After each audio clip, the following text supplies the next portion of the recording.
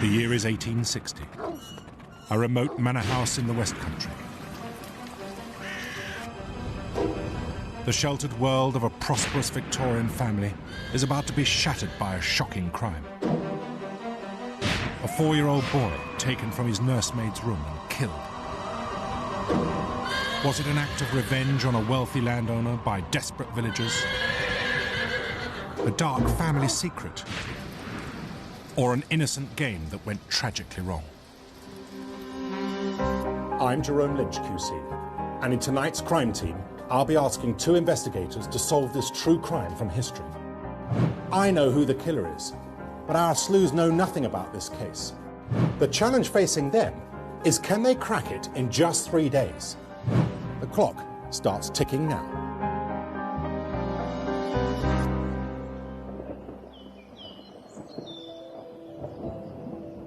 This week's crime brings us to Road Hill House, a sprawling country estate in deepest Somerset. Our investigators are the Tory MP Anne Widdicombe and John O'Farrell, left-wing comedy writer for Have I Got News For You. I wonder what we're going to find here. I'm not so sure we're going to be able to get in this front. Anne's a muscular political fighter with a reputation for strong opinions and straight talk. No, you're just stronger than me. That's right. You remember. As Home Office Minister in the last Conservative government, she dealt with some of the country's most difficult criminal appeal cases. She's a former Shadow Home Secretary who'll be right at home in the world of crime fighting. On the opposite side of the political fence is John O'Farrell. Well, it's to see some local toff. Successful in trade, maybe? John's well known for his best-selling memoirs lampooning the Thatcher years. He's also fascinated by the relations between rich and poor in Victorian England. No, he's obviously some privileged local chap. And John recently described Anne as the one person he'd least like to spend a weekend with. I think it was probably Professor Plum in the billiard room with the candlestick. That's all I've got to go on so far. We'll see if they can bury the hatchet and work together to close this case. Hello there. Hello there. The year is 1860. This is the home of Samuel Kent. He was the local factories inspector. Okay. In the early hours of the 30th of June, his 4-year-old son disappeared from his room. Okay. He was found the following morning with his throat cut. Right. It is your job to find out who did it. John and Anne's task is to solve this crime using only the tools and evidence the police had at the time. They'll have to immerse themselves in the Victorian England of the 1860s. At the end of 3 days' intense investigation, they'll have to come up with the killer's identity. I can give them access to experts and vital evidence, but only if they ask the right questions and make the crucial deductions for themselves.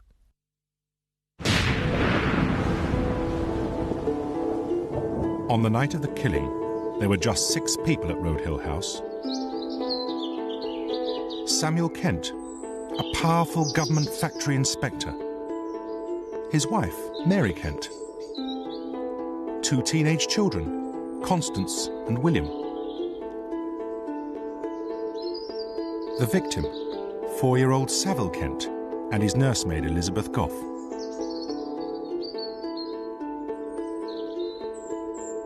Anne and John begin their inquiry into Savile's killing at the outside toilet where the body was found.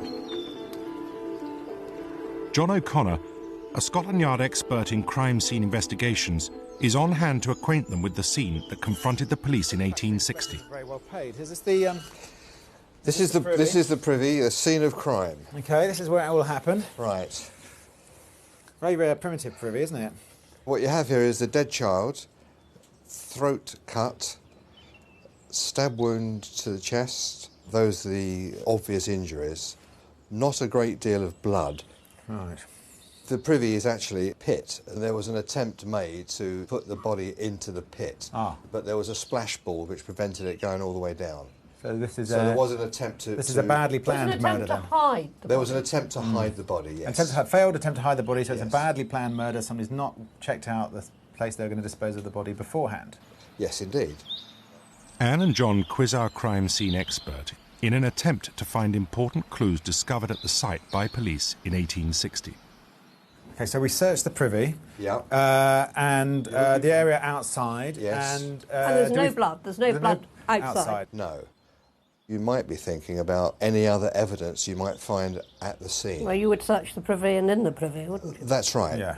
And do you find anything if you do that? Yes, so once the body has been moved, what they found under the body was this garment, which is known as a chest flannel.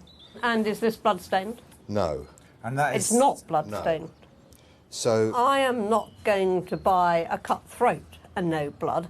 So my first instinct is it was done somewhere else. elsewhere. The absence of blood at the scene convinces Anne the child was killed before his throat was cut, perhaps inside the house itself. But there's another clue. A window found wide open on the morning after the killing. So here we have the French window, which was found open, and if you have a look at the scene there... Ah, some footprints. Ah! That's So what it's an I'm- adult footprint. That's about a size 8, I think, or a size 9. Yeah, that's not going to be a woman, that's a man. Now, this is where you want a magnifying glass like Sherlock Holmes, isn't it? The prints Anne and John have discovered are a faithful reconstruction of a set of footmarks found by police in 1860. This was a whole trail of footprints. Whole trail of footprint. Is this a footprint as well? Yes. The footprints that have been found, which have only been found in this room, are only of this type of footprint. Yeah. Yes. Just got one That's set. it. And only in this room, nowhere else in the house. That's right. Does the pattern tell you anything? Yeah. Well, it looks like a hobnail boot to me. Anne can't believe Samuel Kent's son was still alive when he was taken from the house. The child would have been screaming and struggling. If this child had been carried, conscious at any rate, But actually, you could carry a 4-year-old child out of a house without it waking up. no way. Yeah, you could. I'm not buying that. Think of the risk, the child suddenly waking up and screaming the place down. But I think the murder's in this house somewhere. Anne and John have just 3 clues to help them piece together the events on the night of the murder. A chest flannel hidden under the body, an open window, and a set of muddy boot prints. Now they want to find out more about the people who were in the house on the night of the killing. They head to the crime team incident room at the village hotel to start sifting through the statements taken by police at the time. With no blood, not with a cut throat. I don't buy that at all. I don't even begin to buy it. This is our incident room, is it? Ah, Right. What have we got? Anne begins with Mr. Kent's account of his movements on the morning after the killing. I was woken by the nurse knocking at the door. Fearing that my boy had been stolen, I made haste for Trowbridge in search of the police. I believe the time when I left the house was 20 minutes before 8 o'clock.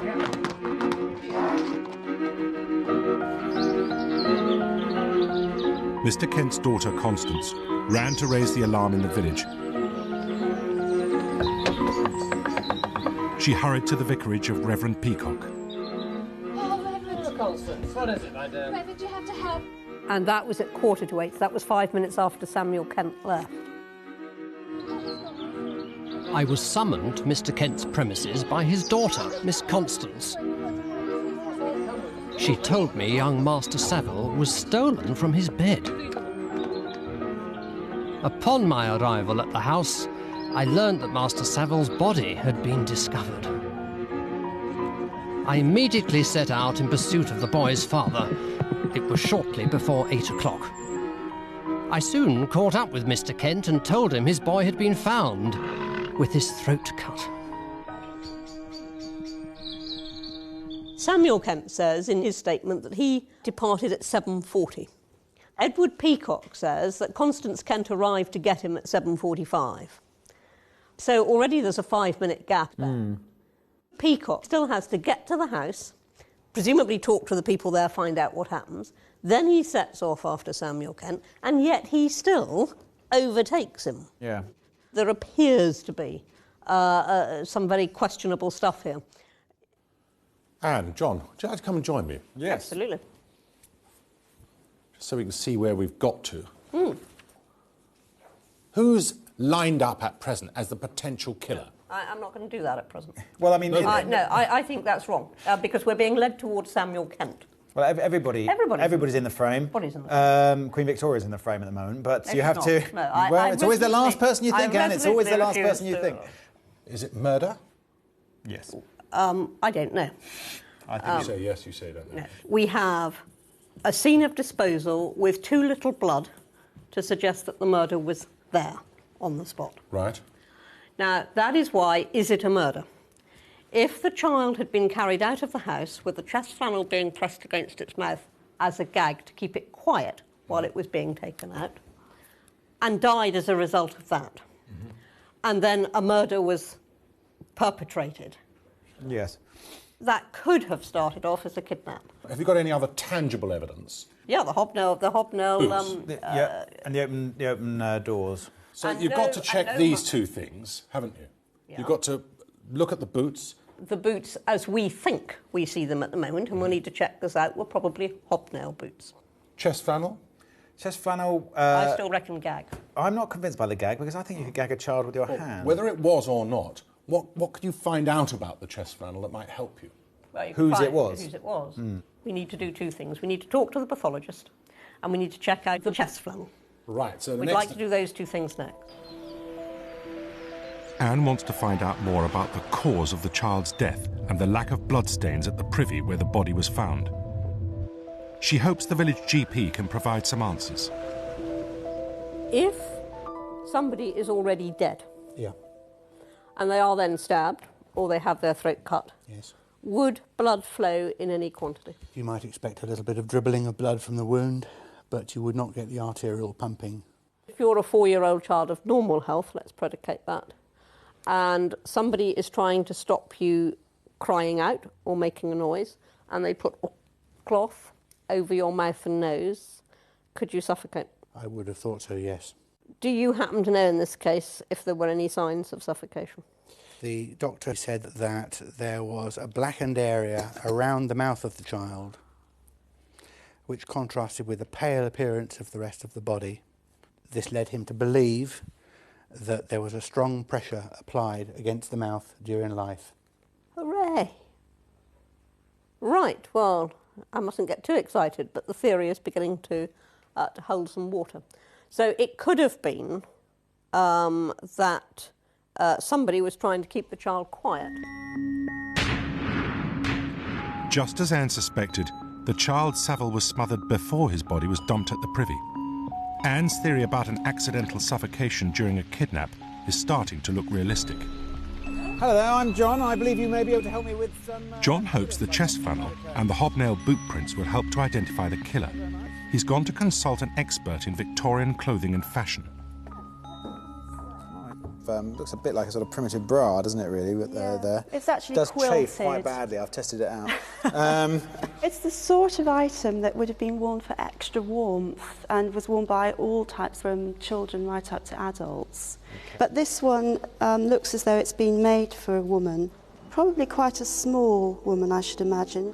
What sort of class of person would have worn this? It's not going to be the sort of lady of the house who's wearing it, neither is it going to be the scullery maid. What about someone like the nurse of the house? Yeah, who looked maybe after nurse, a governess. Governess. John's found out the chest flannel was a kind of thermal vest worn by Victorians from all walks of life. But the styling on his garment tells him its owner came from the middle ranks of the strict Victorian social hierarchy.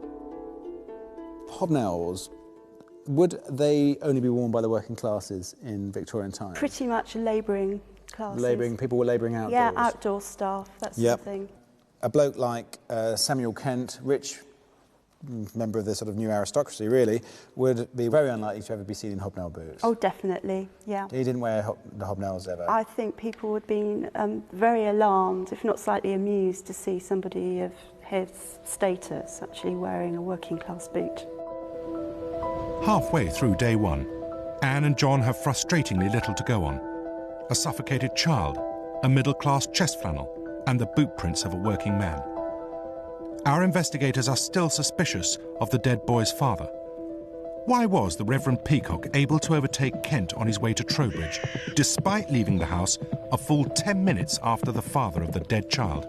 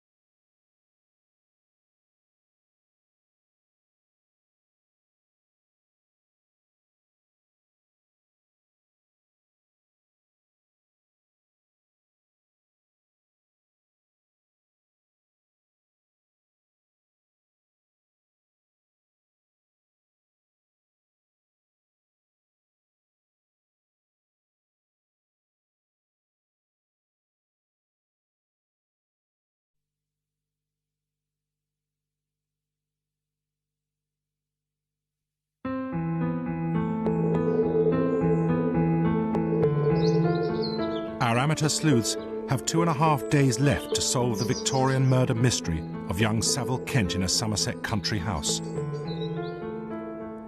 They've decided the timings in the statement of the boy's father, Samuel Kent, don't add up. Anne Widdicombe has saddled up to retrace Kent's ride for help on the morning his son was discovered missing. And you know the exact point where he caught him up, do you? Yes. Right. She's enlisted the help of Cynthia Yates, the present-day owner of Road Hill House. This is the church where Reverend Peacock was the vicar, and he came down to look for Mr. Kent, and I will show you the path that he followed. Right, OK, well, let's follow in the footsteps of the Reverend Peacock. Yes. I'm going down here, is that right? Anne's dismounted for a closer look at the route Kent claims to have taken on his ride to fetch the police on the morning of the killing. Right, so he was going down here as fast as he could. Anne's well used to laying down the law, but her horse is less than keen to toe the Widdicombe party line. Come on, come on, come on, come on. That's good horse.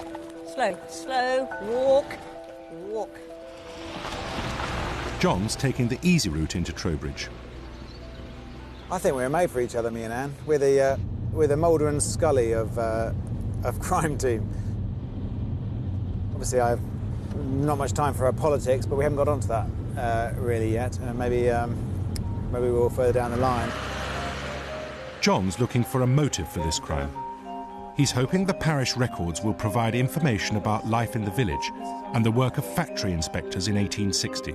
Anne and I were wondering whether this factory inspector had closed down a factory. Anne was pointing out that you didn't go running off to the dole in those days, and maybe somebody had lost their job, fallen into destitution, maybe lost a child themselves, and act of revenge had shown Mr. Kent what it was like to lose a child.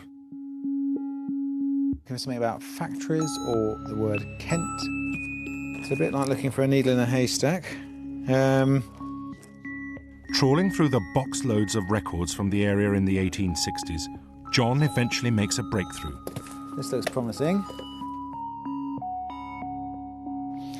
Well, I found some documents which throw light on the character of Samuel Kent, the father of the victim.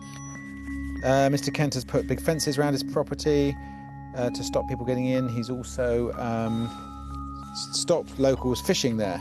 So he's obviously not very popular locally. John's discovered that Samuel Kent was the target of bitter hostility in the area. As a factory inspector, he was known as a rigid enforcer of unpopular working conditions. And as a landowner, his power extended beyond the workplace into every sphere of village life. A couple of boys were scrumping apples on his land. The land had been derelict for some time, it said, or unoccupied for some time, and they had become used to helping themselves to apples.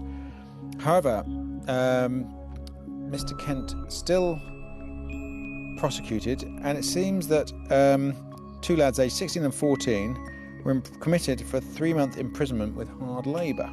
The name is Nutt, which is the name of the guy who found the body. John stumbled upon a tantalising new clue: a local shoemaker named William Nutt. His sons had been prosecuted by Kent for trespassing and condemned to months of grueling labour breaking rocks on a prison treadmill. A sworn enemy of Samuel Kent, he nonetheless joined in the search for Kent's son on the morning after the killing and discovered his body in the privy. Anne's been making slow progress towards the spot where Reverend Peacock overtook Kent on his ride to Trowbridge. Now, would this have been field in his time? Would it have been sort of Yes, going... this would have just... He could have gone quite hard down here. It would have probably just been a dirt track.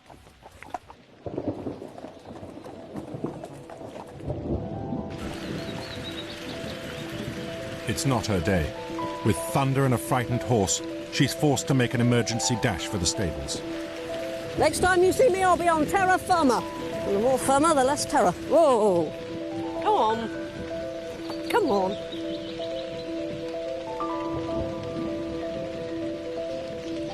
Meanwhile, John has sought out an expert who can help him find out more about the social divisions in the community at the time of the killing. What state was that in? There had been a number of incidents in this very area which had created antagonism between the better off people like Mr. Kent and the labouring poor. Right. In this area, an agricultural area, wages were very, very low, much lower than in many other parts of the country. Okay. So it's a reverse of the north-south divide today. So they're all going up to all the jobs were going up to mill towns of the north then? Even an agricultural labourer in the north would be on twice the money that an agricultural labourer in Wiltshire would be, 9-10 shillings a week.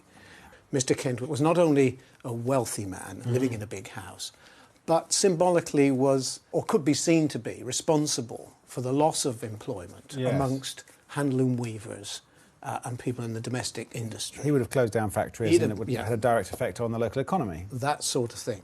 But more directly, he behaved in a very autocratic manner in this particular hamlet. He did. He was personally unpopular because he built a wall around the house so that local access was cut off. Ordinary people in these rural communities believed they had a right to find food, what nature provided. Right. You fish know, and apples. Fish, apples, berries. And all the jobs were going north. Pears, whatever, yes.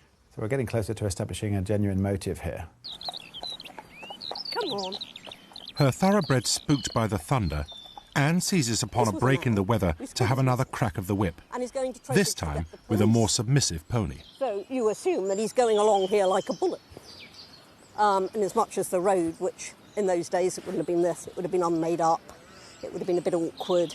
He wouldn't have been galloping, but he would have been doing a very fast trot, I imagine, if not a canter, in places, going like mad because his son is missing. And yet, he was overtaken by a man who was 10 minutes behind him. There's been a terrible conspiracy by crime team to make me wear Jerome's green wellies. I wouldn't be seen dead in green wellies. I haven't got one of those wax jackets, and I certainly wouldn't be seen dead in one of those stupid hats. Well, this is the river where Samuel Kent stopped the local riffraff from getting their natural food, which just seems so wrong to me. The fish from the river should have been for everyone back then, except for the vegetarians. Don't know if there were many of those in the village.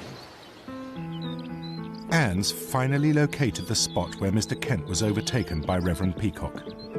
She's discovered that it's less than a mile from Road Hill House. Obviously, it's not an exact scientific reproduction because the road's very different. But I still think it very odd indeed that in just this little distance, a guy who had a 10-minute start, who was supposedly going like hell for Trowbridge to get the police, is overtaken in this little distance by a guy who was 10 minutes behind him. Doesn't make any sense. Samuel Kent was doing something on the way. Right, I must get back so that I can see Anne in her jumpers. That's not something you get to see every day. And thanks to you, we're closer to solving this case. Thank you very much. Hi, Anne. Hi, how's it gone? All right, yeah, we had an interesting time at the museum. How did you get on? You look as if you've had a drier time Yes, than we've had. indoors, We've been in muck and dirt, but I tell you this, we've got some very useful stuff. Okay. First of all, it would only have taken 10 minutes max to have got from that church to the point where he supposedly, according to local legend, overtook Samuel Kent. It's a 10-minute journey, so we need to look at those times again. Yes. What I've established is that the guy who was one of the two blokes who found the body, Nut, he had two sons. Yeah, this is the shoemaker. He might have been shoemaker or yeoman, I can't remember which one was which, but he had two sons, and Kent, shut up in there, Kent had them charged with stealing apples from his garden, and they were sentenced to 3 months hard labour for stealing apples. How old were they? 14 and 16. Hard labour, which was treading on a mill, you know, breaking rocks. They would have had a terrible time, and there was a great deal of resentment locally. 14 and 16, did you say? Yeah. You look... 14? Yeah, I thought you'd be in favour of that. You're not going to... Look, we're supposed to be working on this case together. Sorry, yes. We're supposed to be working on this case together. We're not going to have one of these businesses of how the sleuths fall out amongst each other and then you have... OK, well, the other thing I found... Anne's not going to let politics get in the way of this investigation. Armed with the new evidence about the Nutt family, she decides to revisit the statements taken by police on the morning of the killing. My name is William Nutt.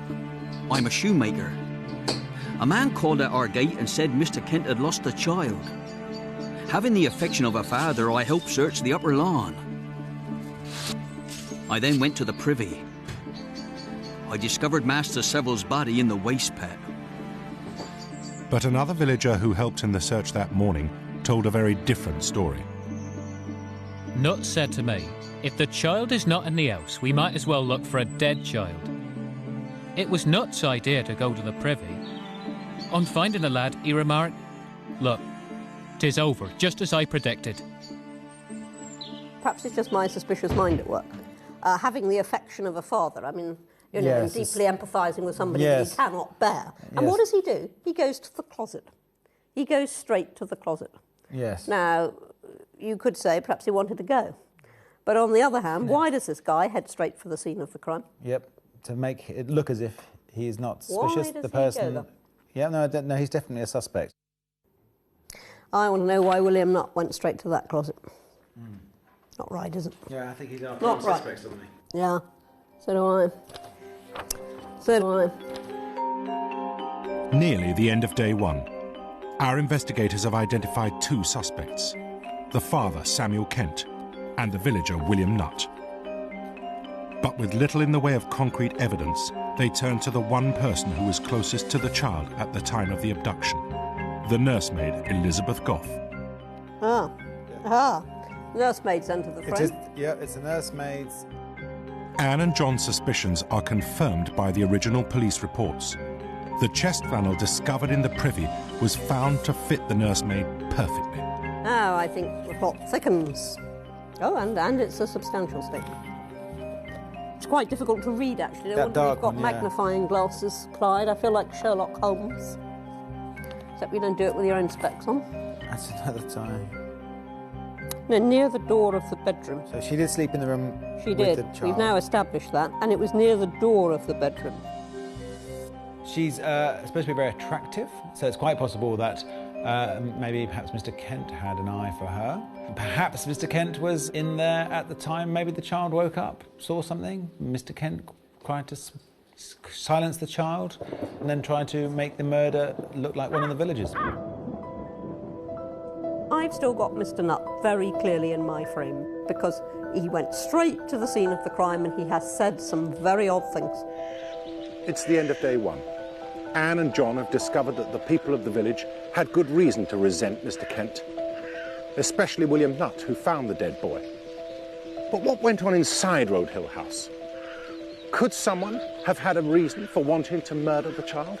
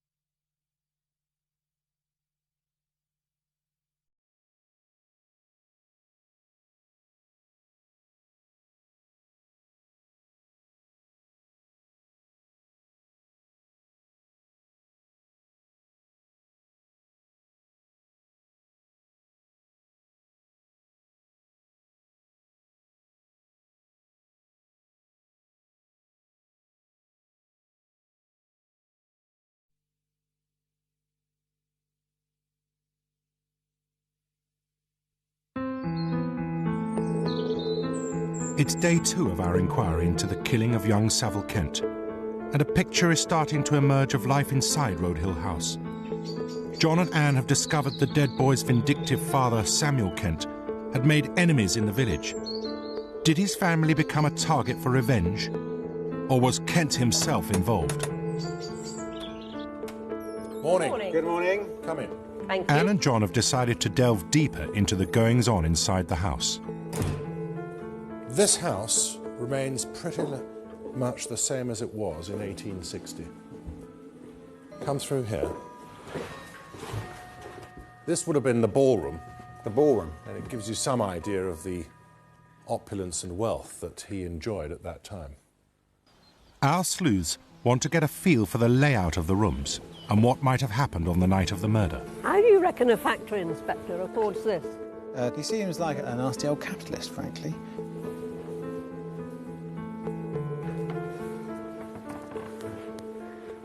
Okay. This was the Kents' main bedroom. Right. This is where they slept. Okay. Uh-huh. Directly opposite was the bedroom of the child, right, and Elizabeth Goff, the nurse. Okay. So that gives you an idea of the proximity of the two rooms.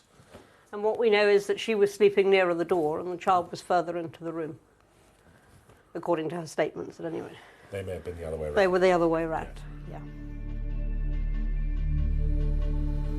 Anne's grasp of the facts is serving her well. Once again, she spotted a key detail. Could the killer really have slipped past Elizabeth Goff, the nursemaid, and taken the child from his cot without waking her? Police in 1860 found no sign of forced entry. So Anne and John are baffled by the open window and the boot marks. Did the intruder have help from someone inside the house? Around the back, a long way around Yeah, the privy. yeah.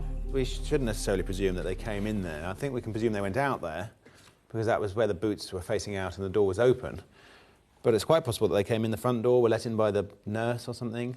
Samuel Kent says that when he went to bed, he locked and bolted this door. He says that when he left, he locked and bolted, it says, the door. In which case, if somebody breaking in from there would have had to force that door. Now, there's no evidence of that door being forced. That's why I think they came in the front door. 4 o'clock in the morning. Yes. Nut or whoever, outside. Nursemaid lets him in. She says, take your boots off. You'll wake everyone up. Are you sure we're doing this? Blah, blah, blah. He goes, all right. He takes off his boots. He goes, go get the child. She goes, I'm not sure about this. He goes, go and get her. Blah, blah, blah. So she goes upstairs. She may have let Nut in for a purpose not to do with the child at all. Might be having an affair with him. Exactly. Leaves his hobnail so as not to make a noise. Creeps upstairs. Right. The child wakes up and sees something and starts to call out. Nut is in this somewhere. Nut and the nursemaid.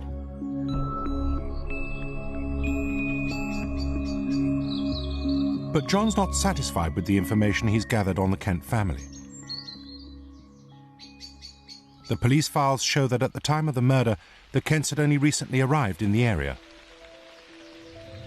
John decides to investigate the tiny hamlet of Coulston, some 30 miles away in Wiltshire, where the Kent family had their previous residence. He begins his search at the village cemetery. There's a church there. I think the child may be buried here, because he wasn't buried at the church right next door to the house where it happened. You would imagine that, you know, the local squire could have whichever plot he wanted. Makes me think that the child may not be his. I'll make out a single thing on that. He's also recent. This looks like the older part over here. Yep, this is it.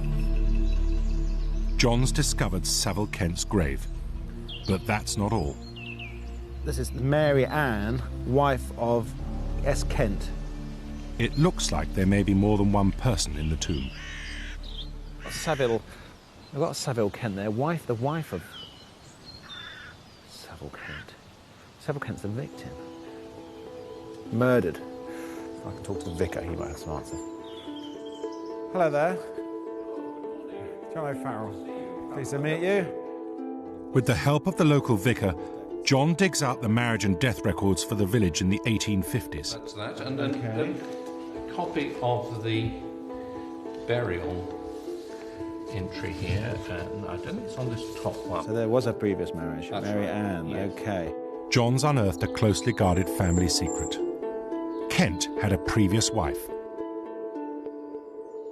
She died suddenly in 1852, 8 years before the murder of Savile Kent.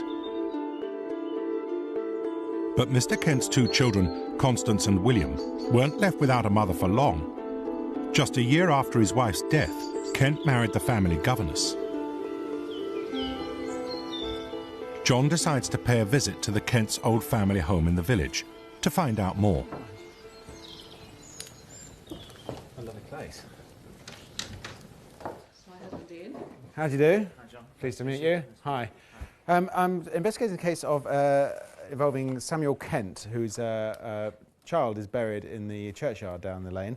Mr. Kent lived in this house? Yes, they did. They lived here in the 1850s, I think, for a fairly short period of time. Okay. Apparently his wife died when he was here, and there are all sorts of rumours in the village. I mean, Okay. associated with her death. And what are these rumours? Well, I think she was quite ill, and no doctor was called, which was slightly mysterious. That's strange. Okay, And then there are all sorts of rumours about ghosts, and I presume that they're associated with. Mary Kent possibly haunts this house, does she? Well, apparently. I mean, we've never seen a ghost, but Okay. We have had a guest here who stayed here a couple of years ago when we went around. And she subsequently told us that she actually had seen a ghost, and she fitted the picture. She Oh, right. described her. And this ghost doesn't say who did it, by any chance? Okay. We have got a death certificate somewhere. Right, and what does that say? Well, I'll go look for it. great. I'll Okay. find it for you. I'd love to see it, thank you. Was that formal? Terminal? No, femoral. Femoral strangulated hernia. And that is something that he could have called a doctor and it could have been operated on? Oh, easily, yes. I'm actually a doctor, and I'm sure people could operate on strangulated hernia, so it is even more suspicious That he left his wife to die? Yes.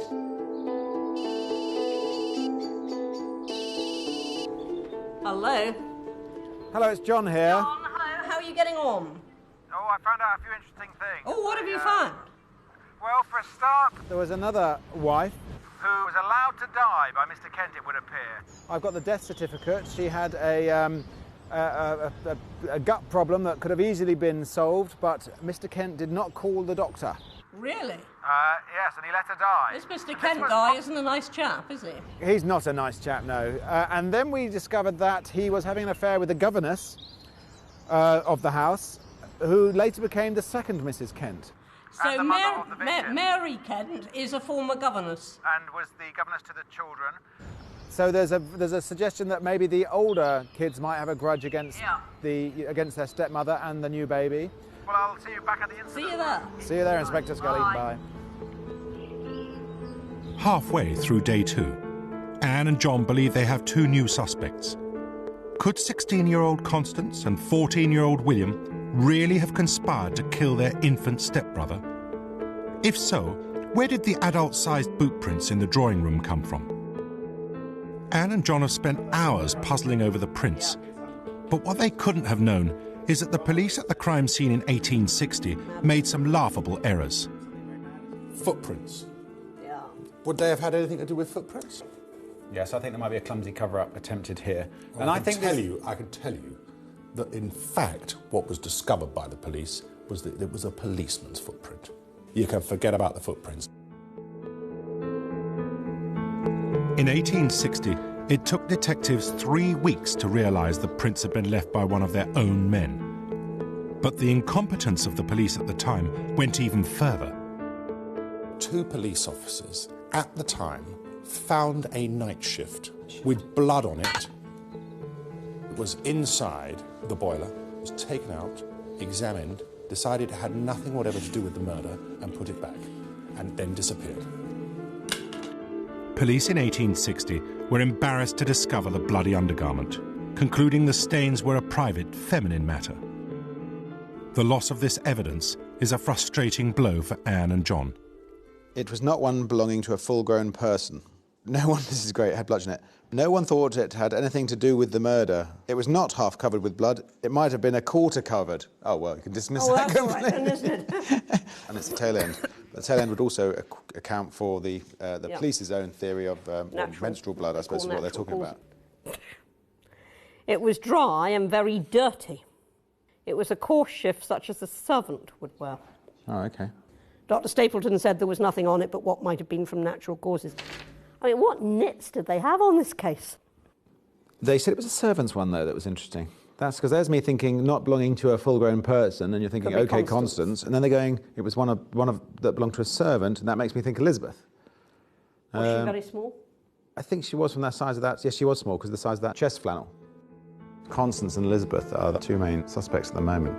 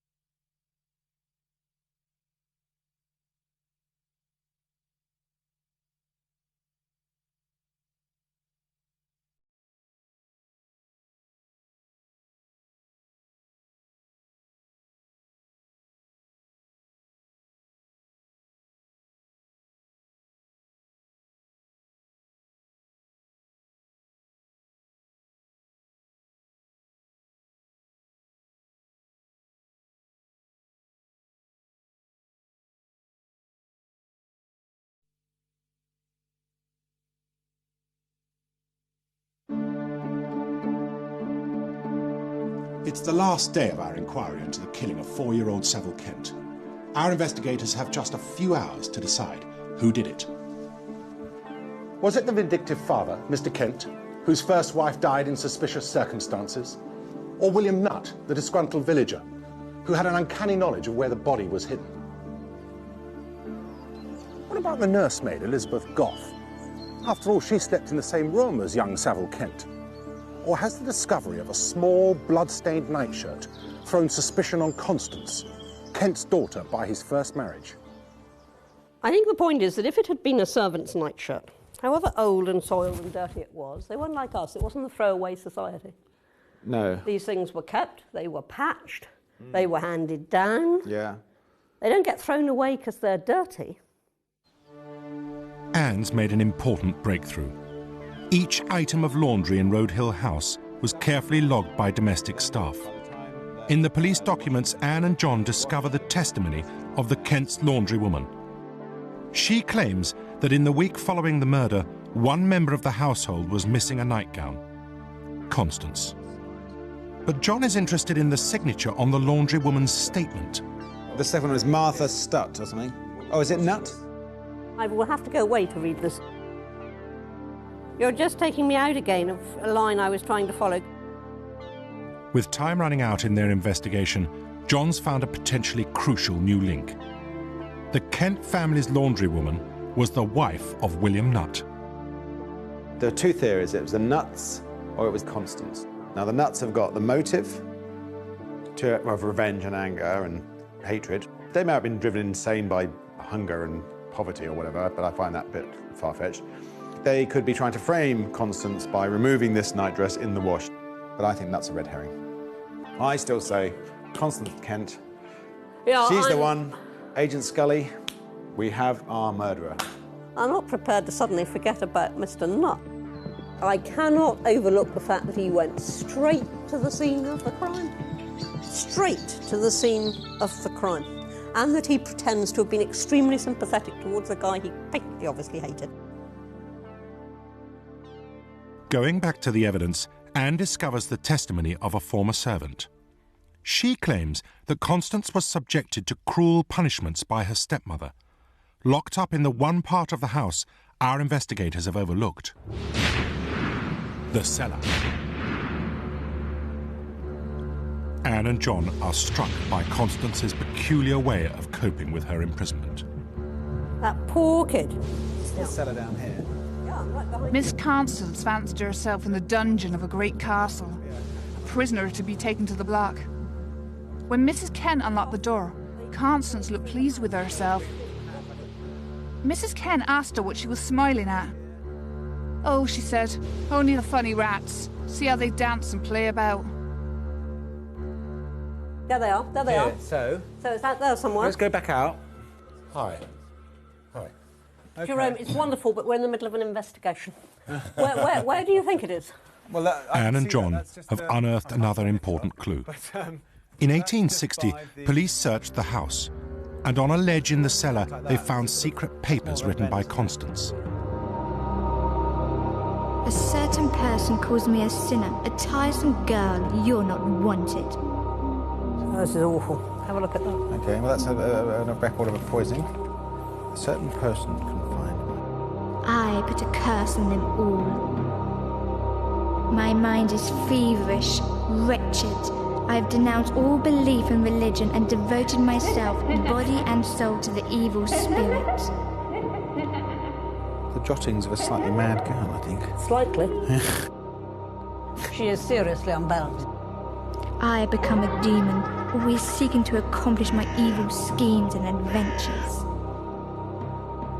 With their investigation almost over, Anne and John decide to submit the new evidence to a child psychiatrist for analysis. Today we've discovered quite powerful evidence that the daughter, Constance Kent, entertained thoughts of... evil. Evil, yes.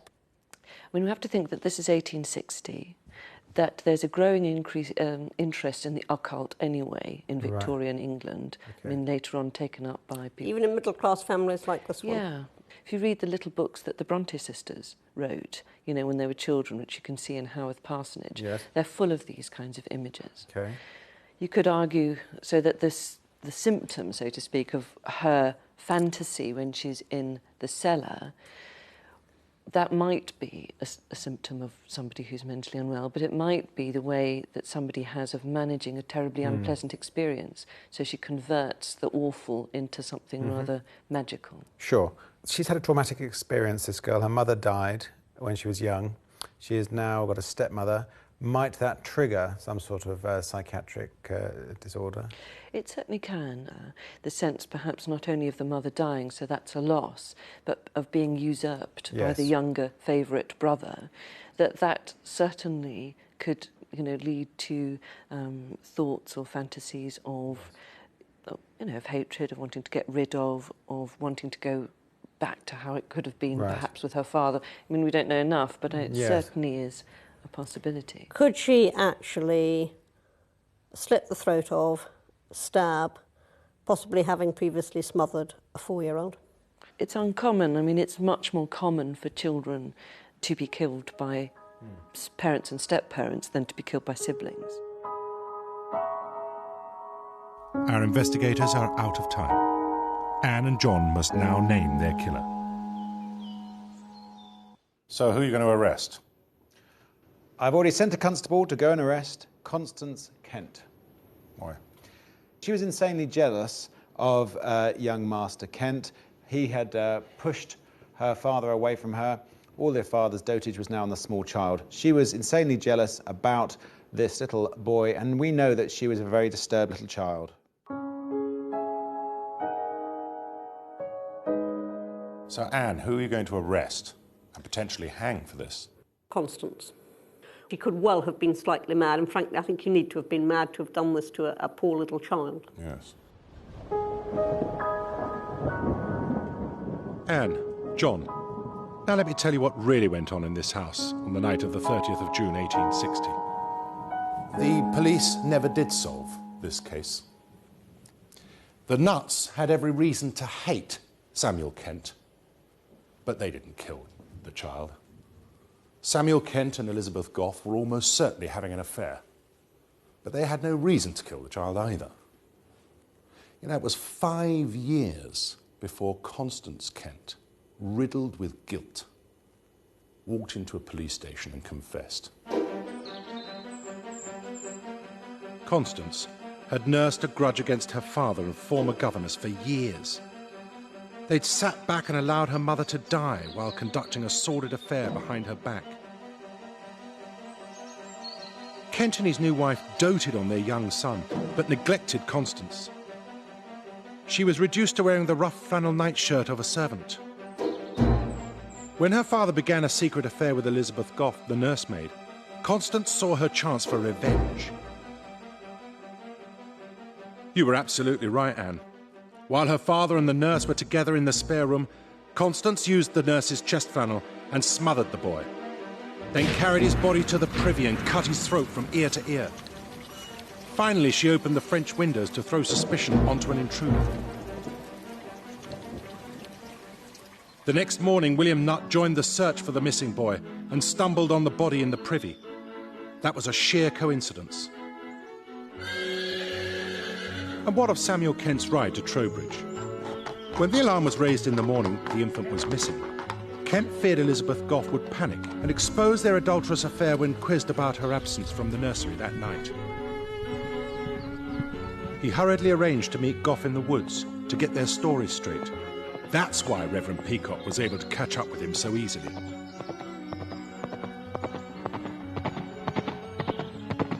Constance was tried, sentenced to 20 years after having got originally a life sentence. She was released and went to Australia. Lived to the ripe old age of 100. Well done. Yeah! Well, you got it. How fascinating. So she lived to 100.